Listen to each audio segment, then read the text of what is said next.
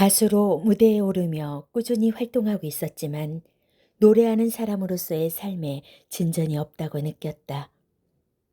새해를 맞이할 때마다 몇 년째 같은 자리만 맴돌고 있을 뿐 성장하고 있다는 느낌이 안 들었다. 어떻게 살아야 할지 막막한 시간이었다. 무대에서 최선을 다해 노래를 불러도 예전처럼 가슴에 불이 확 붙질 않았다. 자신감도 많이 줄어 있었고 현실적인 상황도 썩 좋지 않았다. 뭘 보고 뭘 해도 시들했다. 그냥 노래 하나만 좋았다. 그래서 그 좋아하는 노래를 계속하기 위해서 뭔가가 필요한데 그게 뭔지 모르겠어서 마냥 답답하기만 한 시간이 이어졌다. 돌파구를 찾아야 했다. 그것이 비록 한 번도 해보지 않은 도전일지라도. 서른이 바로 눈앞에 있었다. 독일 유학 때도 이따금 찾아왔던 갈증을 다시 느꼈다. 내가 꿈꾸고 바라는 목표가 현재의 삶보다 훨씬 더 높은 곳에 있어서였다. 달리 할 것도 없으니 하루 종일 노래만 불렀다. 종종 사람들이 그렇게 다양한 노래들을 어떻게 다 아냐고 묻는데 어린 시절은 물론 유학을 갔을 때도 그리고 한국에 돌아와서도 혼자 있을 때 정말 많은 노래를 불렀기 때문이다. 성악을 한다고 성악곡만 듣지는 않았다.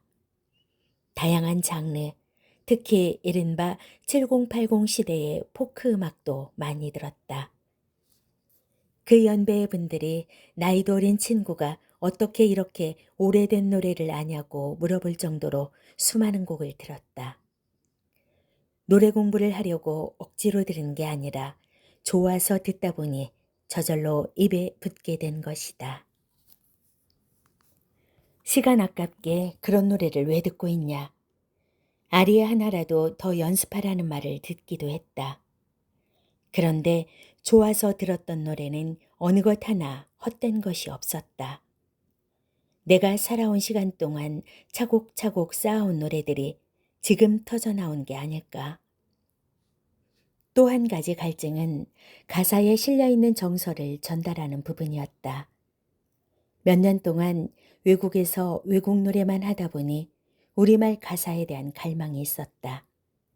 어차피 난 한국 사람이고 한국에서 음악을 할 건데 아무리 좋은 오페라나 가곡을 부른다고 하더라도 말의 뜻을 넘어서는 정서를 100% 파악하긴 어려웠다. 이런 점을 꽤나 진지하게 오랫동안 고민했다.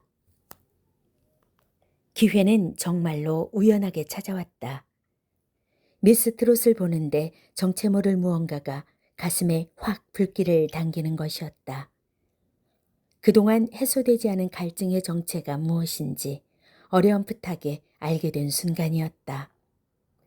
성악을 전공하면서도 어릴 때부터 좋아하던 포크 음악을 즐겨 부르는 날이 왜 더 많았는지 김광석, 김현식, 해바라기, 송창식, 최백호 등 좋아하던 노래를 부를 때 왜 내가 살아있다는 느낌을 받았는지 대중에게 조금 더 가까이 다가가고 싶었기 때문이다. 클래식이든 트롯이든 내 노래를 부르자. 미스트롯을 보는 내내 이런 결심이 확고하게 섰다. 1회부터 챙겨본 건 아니었다. 주변에서 요즘 굉장히 인기 있는 프로그램이라고 해서 우연히 보게 되었다가 나와 비슷한 꿈을 갖고 있는 사람들의 이야기와 노래에 점점 빠져들었다. 특히 트롯 가수가 아니라 다른 직업을 가지고 있던 사람들의 도전에 강한 흥미를 느꼈다. 앉아서 보고 있는 것만으로도 주체할 수 없을 만큼 뜨거운 불길이 가슴에 번져올랐다. 참가자들이 결국 본인이 하고 싶었던 음악을 하면서 살아가는 모습에서 나에겐 과연 언제 저런 시간이 올지 부럽기도 했다. 그러다 미스터 트롯을 한다는 소식을 알게 되었다. 참가자 모집 공고가 뜨자마자 당일에 바로 접수했다. 망설일 이유가 없었다. 얼마나 빠른 신청이었는지 나중에 작가님들이 해준 얘기론 내가 접수번호 10번 안에 들었다고 했다. 성악을 하던 사람이 트롯이라니 주변에 반대가 없었냐는 질문도 간혹 받는데 이상하리만큼 그런 일이 없었다. 주변 사람들이 내가 대중과 좀 더 호흡하고 싶다는 갈망을 갖고 있다는 것을 알고 있었기 때문일 것이다. 나를 아는 사람들은 하나같이 이런 말을 해주었다. 호중이 네가 하고 싶은 걸 해. 가서 멋지게 하고 와. 그런데 접수는 호기롭게 했지만 막상 예선날이 다가오니 초조했다. 내가 그동안 걸어온 길에서 너무 벗어나는 건 아닌가 하는 걱정이 자꾸만 들었다. 포크 음악과 트롯은 상당히 다른 장르였다. 내가 설 무대가 맞는지, 괜히 안 하느니만 못한 건 아닌지, 편견을 갖고 보면 어떡하지 하는 걱정부터 앞섰다. 호중아, 잘 생각해보자. 아무래도 이건 아니지 않냐? 하루에도 12번씩 스스로에게 묻고 대답했다. 가장 큰 걱정은 무대에서 트롯을 불러본 적이 한 번도 없다는 사실이었다. 미스터 트롯에 나가서 트롯을 부른다는 의미는 노래방에서 친구들끼리 트롯을 신나게 부르는 것과는 차원이 다른 얘기였다.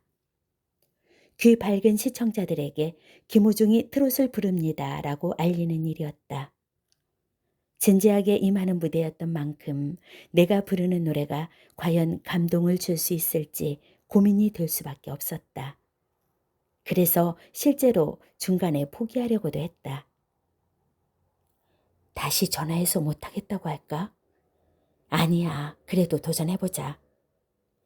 그만두려면 지금이야. 얼른 전화해. 인생 절호의 기회잖아. 그냥 해보자.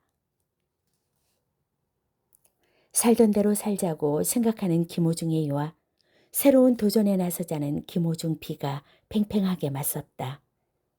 내 안에서 다른 목소리를 내는 서로 다른 김호중의 접전은 인터밀란과 AC밀란의 혈투에 버금갔다. 그러나 결국 마지막 승자는 새로운 도전을 지지하는 김호중이었다. 잘하지 못하면 어떡하지? 라는 걱정보다 괜찮다. 한번 해보자라는 도전에 대한 열망이 더 컸던 것이다. 까짓것 한 번 사는 내 인생인데 하고 싶으면 하는 거다. 이렇게 생각하니 마음이 편했다. 부글부글 끓어오르던 감정도 평온해졌다. 내 성격이 원래 고민을 할 때 하더라도 한 번 결정한 일은 우직하게 밀어붙이는 성향이 강했다. 기왕 도전하는 거, 내 앞에 놓인 가능성의 방향을 완전히 뒤바꾸고 싶었다.